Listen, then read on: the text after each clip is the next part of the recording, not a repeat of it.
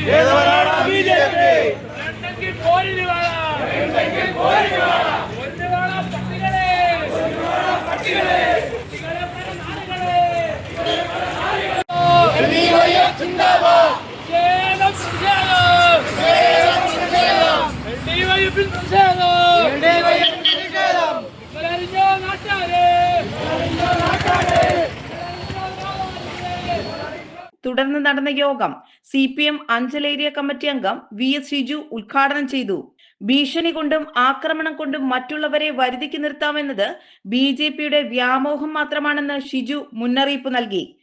ഒന്ന് രണ്ട് തവണകളായി തുടർച്ചയായി ജയിച്ചു വരുന്നു എന്നുള്ള ഒരു അഹങ്കാരവുമൊക്കെ ഇവിടുത്തെ ജനപ്രതിനിധിയും അതുപോലെ തന്നെ ഇവിടുത്തെ BJPയുടെയും RSSന്റെയും ഒക്കെ ആളുകൾ വച്ചു പുലർത്തി ഇവിടെ ഇടതുപക്ഷ പ്രസ്ഥാനങ്ങളെയും അതുപോലെ തന്നെ ഇവിടെ പൊതുജനങ്ങളെയും ഒക്കെ അവരുടെ വരുതിയിൽ നിർത്താൻ ഉള്ള പരിശ്രമങ്ങളാണ് നടത്തിക്കൊണ്ടിരിക്കുന്നത്.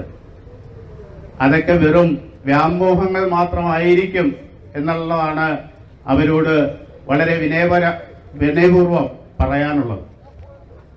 ഇടതുപക്ഷ പ്രസ്ഥാനങ്ങളെ സംബന്ധിച്ചിടത്തോളം ഈ പ്രസ്ഥാനങ്ങളുടെ തീരുമാനങ്ങളുടെ അടിസ്ഥാനത്തിൽ സ്ഥാപിക്കപ്പെടുന്ന ബോർഡാണെങ്കിലും കൊടിയാണെങ്കിലും തീരുമാനങ്ങളാണെങ്കിലും അതിനെയെല്ലാം ചവിട്ടി മെതിച്ച് മുന്നോട്ട് പോകാം എന്നുള്ള ധാരണ ആർക്കെങ്കിലുമൊക്കെ ഉണ്ടെങ്കിൽ അതങ്ങ് മനസ്സിൽ വെച്ചാൽ മതി എന്നുള്ളതാണ് ഈ അവസരത്തിൽ സൂചിപ്പിക്കാനുള്ളത്. ഇവിടെ കയറി ഇറങ്ങി അങ്ങ് നിരങ്ങാം, അധികാരത്തിന്റെ എല്ലാം ഹുങ്ക് കാണിക്കാം എന്നൊക്കെ ആരെങ്കിലും ധരിച്ചു വെച്ചിട്ടുണ്ടെങ്കിൽ ആ ധാരണയൊക്കെ തിരുത്തി മുന്നോട്ട് പോകുന്നതായിരിക്കും നിങ്ങളുടെ ആരോഗ്യത്തിനൊക്കെ വളരെ നല്ലത് എന്നുള്ളത് ഈ അവസരത്തിൽ അവരെ ഓർമ്മിപ്പിക്കാൻ ആഗ്രഹിക്കുകയാണ്. DYFI അഞ്ചൽ ഈസ്റ്റ് മേഖലാ സെക്രട്ടറി അനു ഗോപി അധ്യക്ഷത വഹിച്ച പ്രതിഷേധത്തിൽ നേതാക്കളായ അരുൺ ചന്ദ്രശേഖർ, P അജിത്, ബാബു ഫിലിപ്പോസ്, ജയകുമാർ, പ്രശാന്ത്, ജിനേഷ്, അജിവാസ്, സുജേഷ് തുടങ്ങിയവർ പ്രസംഗിച്ചു. നാട്ടുവാർത്ത, അഞ്ചൽ.